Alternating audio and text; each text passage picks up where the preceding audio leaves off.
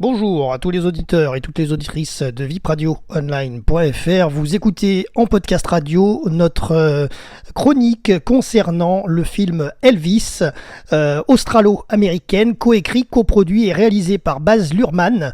Elvis est sorti un mois après le festival de Cannes, où il était d'ailleurs présenté en avant-première, hors compétition. Nous à RVPB, on était présents au festival et d'ailleurs il y avait notamment Tom Hanks qui était présent cette année sur la croisette. Et donc on se devait de vous faire une chronique concernant ce long métrage, donc Elvis, qui est donc dans les salles actuellement depuis juin.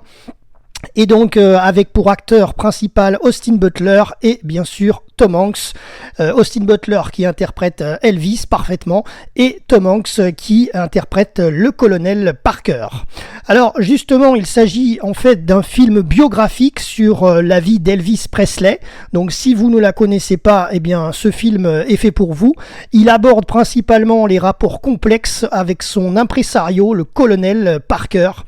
Donc comme je vous disais, il a été présenté en mai avec toute l'équipe du film à Cannes, sur la Côte d'Azur. Voici un peu l'histoire. Donc en 97 à Las Vegas, le colonel Tom Parker sur son lit de mort a raconté comment il a façonné la carrière d'Elvis Presley. Voilà comment démarre ce film. Ce flambeur se défend d'être responsable de la mort de l'artiste et de l'avoir utilisé.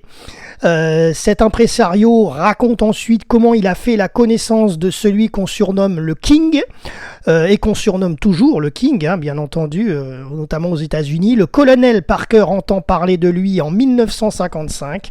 À cette époque, Elvis signait chez Sun Records avec Sam Phillips. Il enregistrait quelques disques et commençait à passer en radio.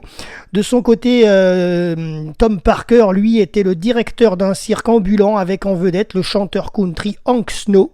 Elvis a donc intégré la tournée peu à peu du cirque au grand désespoir de Hank Snow, qui n'appréciait pas du tout le style de jeune homme et ses déhanchés suggestifs qui rendaient folles les filles.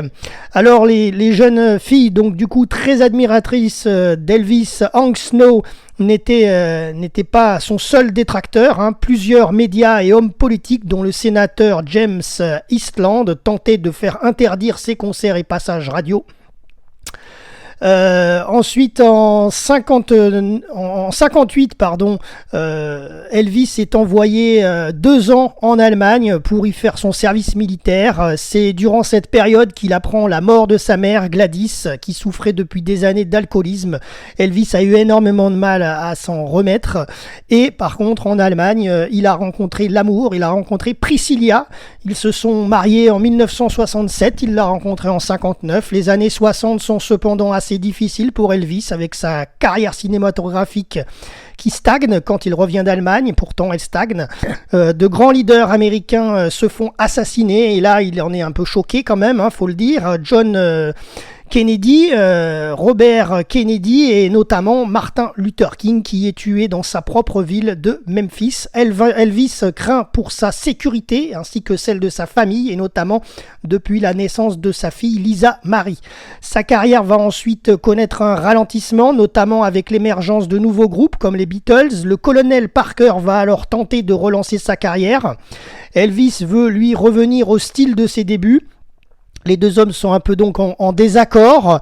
Et puis finalement, Elvis se rend à l'évidence, il fait confiance au colonel Parker et il va se produire pendant 5 ans à l'hôtel international de Las Vegas, une très très grande salle. Et cela assure bien sûr au colonel Parker un effacement total de sa dette de jeu, qui était complètement endetté. Elvis, lui, doit chaque soir être sur scène, coûte que coûte. Le chanteur a depuis quelque temps sombré dans l'addiction de drogue et de médicaments et son mariage bat de l'aile. Ils se séparent en 1972 et ont divorcé l'année suivante. La santé et le physique du King se dégradent. Il continue cependant à monter sur scène coûte que coûte chaque soir et d'assurer ses spectacles pour l'hôtel international. Et il décède finalement le 16 août 1977 d'une crise cardiaque à l'âge de 42 ans. Avant sa mort, Elvis avait également parlé à Priscilla que personne ne se souviendrait de lui après son départ. Et vous voyez, des années après. Elvis est toujours dans le cœur des Américains et des Européens. Lors de l'un de ses derniers spectacles, Elvis avait d'ailleurs interprété Unchained Melody. Voilà.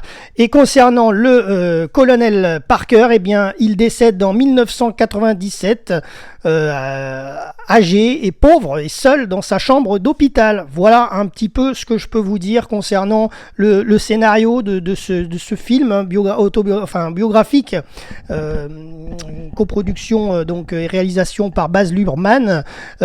Franchement, si vous ne connaissez pas la vie d'Elvis et que vous voulez aller plus loin pour creuser, il faut aller voir ce biopic. C'est assez intéressant et vous apprendrez de nombreuses choses. Après, il est un peu long quand même, il faut l'avouer. Il dure 159 minutes, le film. Donc, il y a quelques lenteurs, mais ceci dit, ça reste un assez beau long métrage. Voilà, c'était Jérôme pour RVPB VIPRadioOnline.fr depuis les salles obscures. À très bientôt pour un prochain reportage.